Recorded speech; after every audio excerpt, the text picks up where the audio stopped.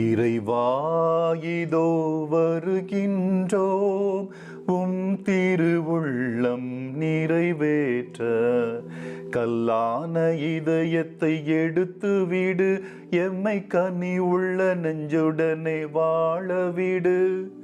எம்மையே நாங்கள் மறக்கவிடு, எம்மையே நாங்கள் மறக்கவிடு. நெஞ்சம் ஏனையோர் துன்பம் நினைக்கவிடு. இறைவா இதோ வருகின்றோ திருவுள்ளம் நிறைவேற்ற.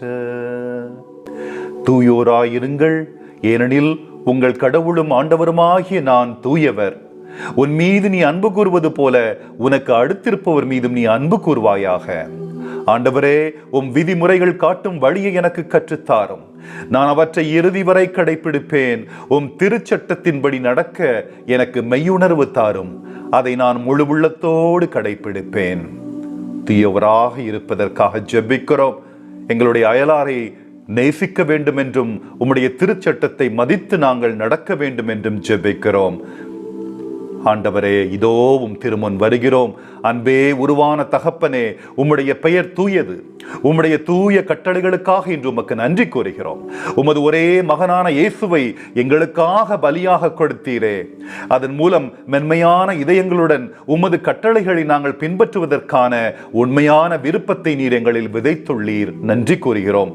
எம் சமூகங்களில் உள்ள வலிமையற்றவர்களின் முன்னேற்றத்திற்காகவும் இக்கட்டளைகளை கடைபிடிக்க எம்மை நீர் ஆசீர்வதிப்பீராக. உமது அன்பு, நீதி மற்றும் அருளின் பாதையில் நடந்து எம்மை போலவே எம் அயலாரிடமும் உண்மையான அன்புடனும் இரக்கத்துடனும் உமது சட்டத்தை பின்பற்ற எமக்கு உதவுவீராக. அனைவரையும், ஏன் எம்மை வெறுப்பவர்களையும் கூட நேசிக்க தூய ஆவியானவர் எங்களுக்கு ஞானத்தையும் கொடையையும் தரும்படி மன்றாடுகிறோம்.